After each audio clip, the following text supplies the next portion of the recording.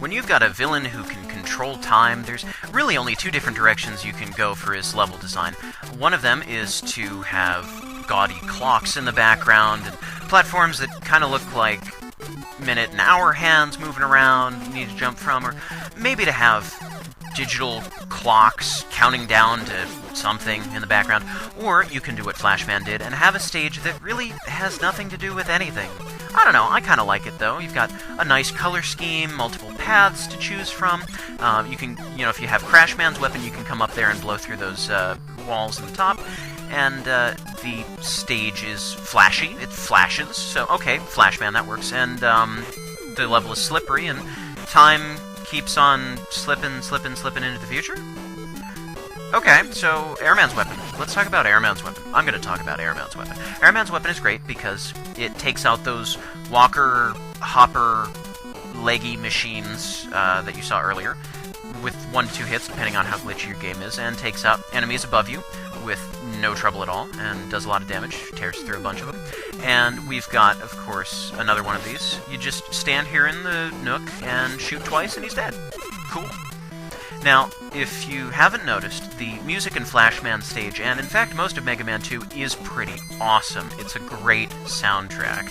And I can understand if you haven't been paying attention, because my voice is that attractive, but please do try harder to listen to the music.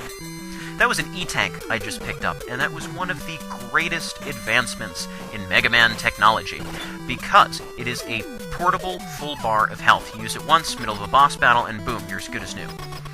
Here we have another slidey floor, and I love to run backwards to slide into a boss's chamber doing the moonwalk. So cool! Flashman, however, is not necessarily so cool. I'm sorry to say he's usually the laughingstock of the Robot Master community. He's got a shiny head, some people poke fun at him for that, and he's kind of a pushover. He's vulnerable to about half the weapons in the game, but, I'm letting myself get hit once or twice here to just make him feel better, to raise his self-esteem. But I like him. I think he's pretty cool. He's got a great level, great music, great explosion when he dies. But no, really, he can control time. And if I had a superpower, it would probably be to control time. Or maybe to summon chocolate at will. That would be a nice superpower. But control time, I think, would be the one I'd go with. And so maybe that's why Flashman appeals to me. The colors, the flashy, the time... I'm going to stop talking right now. I can't make a case for Flashman being cool. Message incoming from the big giant head. Item 3 is completed, yes. Item 1 and 2 I've already talked about. Item 3 is sort of a lesser version. If you've got Item 1, you don't need Item 3, really, but... sort of like Flashman, I like to cheer for the underdog sometimes. Item 3 is a wall-walking platform that will bounce around. It attaches to a wall, and then it slowly starts to crawl up it. It's cute. Really, no, it's cute. Metal Man. Metal Man... well, he's not cute. Mega Man 2 has frequently been hailed as the greatest Mega Man game of all time, which, if you think about it, really doesn't speak well of the numerous sequels that followed it. And in some cases, it's been referenced as the greatest NES game of all time. Well, I will admit, Mega Man 2 is one of my all-time favorite Mega Man games. Well, that's really not saying much, because it's everybody's favorite. But still, it offers a number of improvements over the original game. You'll notice already that the graphics are a bit better. And the soundtrack is phenomenal. The weapons it's got one of the greatest selection of weapons in any Mega Man game, and it's just so fun.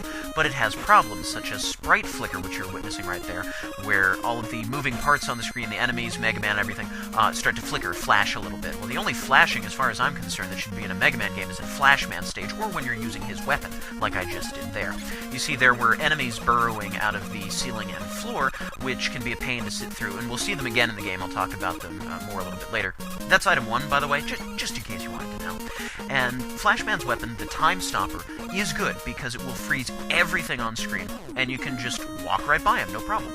But you can't stop the stopper. Once you hit the fire button, your energy on it just drains until it's completely down to nothing. There's no way to stop and switch to a different weapon. So it's unfortunate. It's sort of like you can use it once in a stage and that's about it, unless you really want to grind for power-ups. But it has its definite uses. Like all of the weapons in this Mega Man game, every single weapon has its own place to shine at least once, if not multiple times. And some people have different preferences, like the Metal Blade, for example, is one that people love, Metal Man's weapon, which is why people go here first.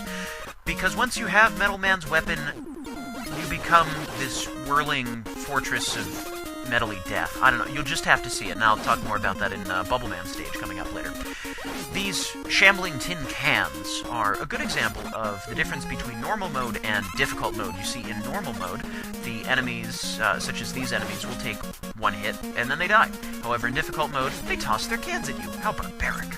I like to come to this stage after acquiring item 1 or item 2, that way I can actually survive this little gap there, because I don't think you can actually jump it, and if so, I'd like to see you try. Now this section right here, right before the boss doors, is just, it's blank, it's empty. I swear, there should be like a clown falling from the sky on top of you, even if there's no gear to land on, you know, something, it's just empty. Okay, so here's a fun, stupid trick that amuses me. Yeah, okay. So you use Flashman's weapon, you freeze the boss before he even comes in. I don't know, I said it in my Mega Man 1 run. I'm easily amused. Holds true today. Metal Man's an interesting battle because you've got a conveyor belt underneath you that constantly pushes you, and it will, when you see the flash on the screen, okay, so flashes do belong in other places in Mega Man games, that indicates that the conveyor belt is going the other direction.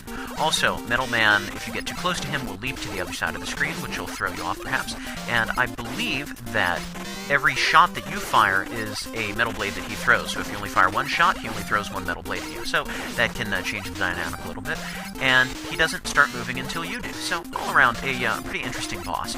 I was saying before about the different difficulty modes, one of the other differences, aside from enemies behaving a little bit differently, is that the bosses take less damage from your weapons. That's why Metal Man is taking forever to take down, because my Plasma Blaster's doing only 1 damage to him, so he can be defeated, as I've proven once again, but it's a matter of patience. Ah, yes, patience.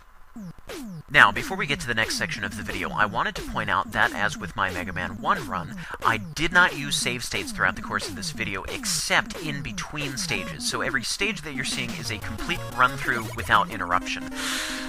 This is important because I'm going to Quick Man stage next. Oh boy.